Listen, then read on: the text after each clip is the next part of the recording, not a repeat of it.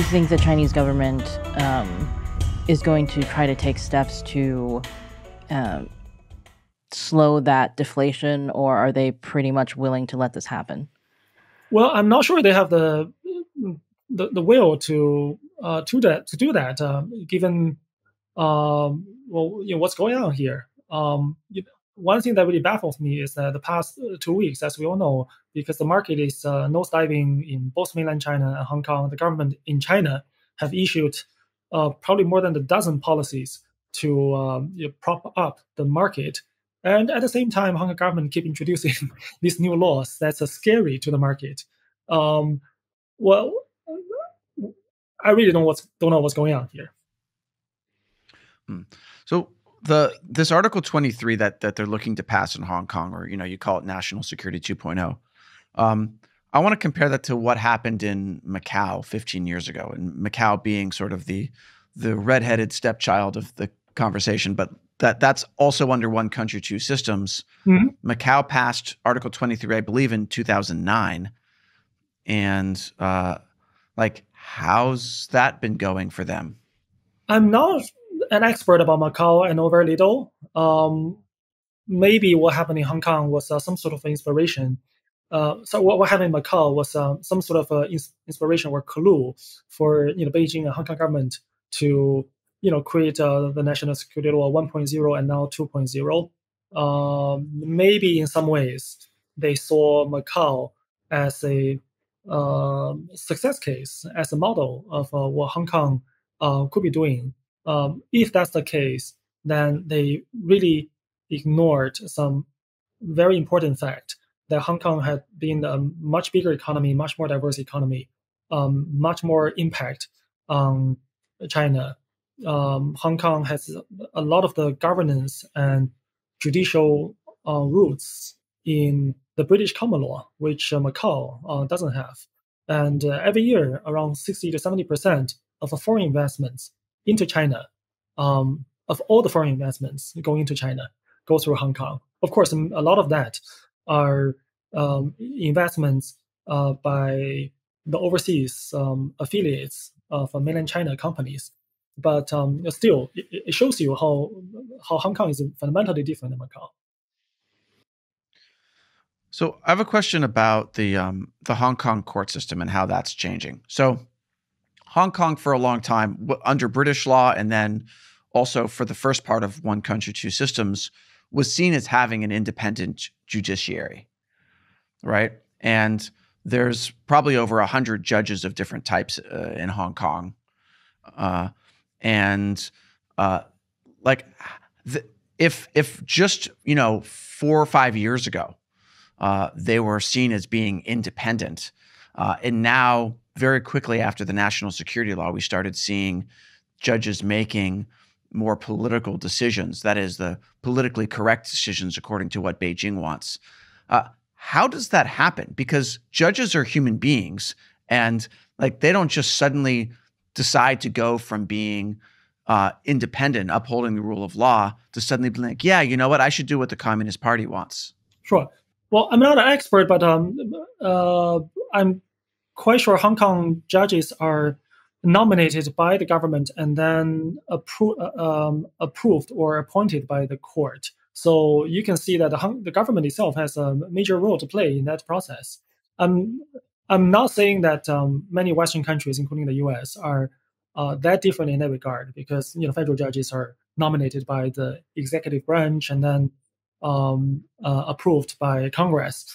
But Hong Kong is a smaller place, and a lot of these judges, maybe they have a personal, dealings, or I'm not saying that a lot of judges are, intentionally creating conflict interest, but they have family, they have kids. Many of the people in their immediate circle, do business in China. They have the influence from China, and through the process of judges being appointed, maybe it's has been for years that judges typically that have this kind of ideology that conforms with what the Hong Kong government wants gets appointed. That could be the case. Well, having said that, at least from the surface, they still have a facade of judicial independence. And we're watching how things will be moving. Over the past few years, a lot of the foreign judges have resigned from the court. When it comes to the national security law, I understand that there's a 100% conviction rate for people charged under that law. Mm-hmm. If I don't have the numbers, but if that's the case, that probably shows how at least that part of the criminal process in Hong Kong echoes what happens in China, where there's also more than 99% of conviction rate. Isn't there a special court that tries national security law cases? That's tried in a different way than... So you'd really only need to corrupt a few judges, right, to make that work? That could be the case. I didn't look at the numbers, but it does look like there are several judges who tend to make decisions about national security law charges, and they generally make decisions that conforms with what the government wants. And I understand that those cases are not trial by jury. The judge will make the decision after testimony. Right. Right. Again, I'm an international, corporate lawyer, but from what I know, it's compared to the U.S., it's not so much a rights or default that certain cases must be tried by jury. So Hong Kong does have common law roots, and many cases are tried by jury, but to my knowledge, not for the national security law cases. So big picture, how would you be advising foreign businesses interested in the China market? Because, as you mentioned, the Chinese economy is doing poorly. There's the anti-espionage law that has gotten a lot of foreign companies spooked, the arrest of foreign employees. Then there's the whole, tensions between the U.S. and China and different kinds of sanctions going on. How do you navigate this? Is the China market even viable anymore?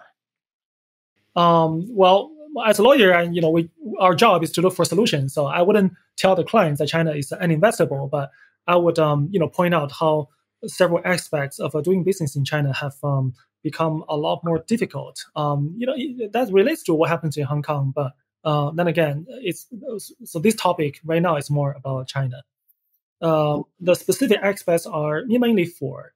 One is that doing due diligence in China has become very hard. Since about a year ago, we all know that a bunch of due diligence or market research or investigation consultants have been in trouble.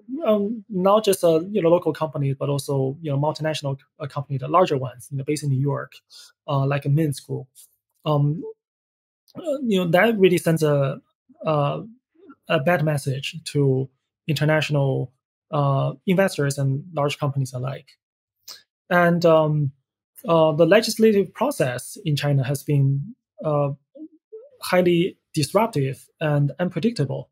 20 years ago, at that time, I'm not saying that the government in China at that time were not fundamentally Soviet, but it was much more feasible for the business community, for the Chamber of Commerces, for the bar associations to at least talk to government officials about this and that. And sometimes things can change, or some legislation, some new rules could be delayed.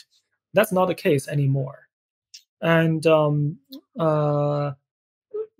in, day out, business operations in China are getting harder. It could be difficult to get, if you're in the content business, foreign journalists, for example, hard to get people issued a visa by the government.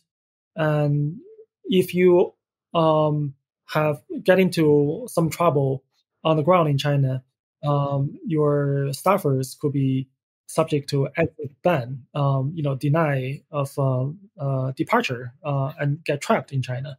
If you have, if you handle any data, there's are a lot of new data security laws which prevent you from transferring data from China to your headquarters overseas.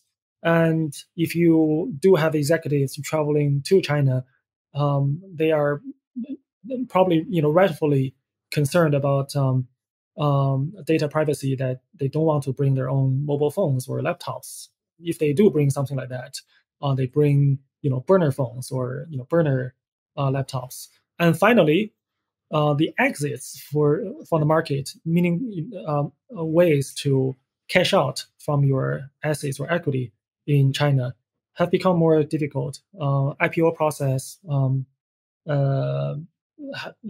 is more unpredictable now. DD, for example, 2 years ago went public in the US without the blessing of one or several regulators in Beijing. And a few months later, they got ordered to delist from the New York stock market, and then they got fined a record amount of I think 80 billion RMB for alleged leak of user information to foreign regulators.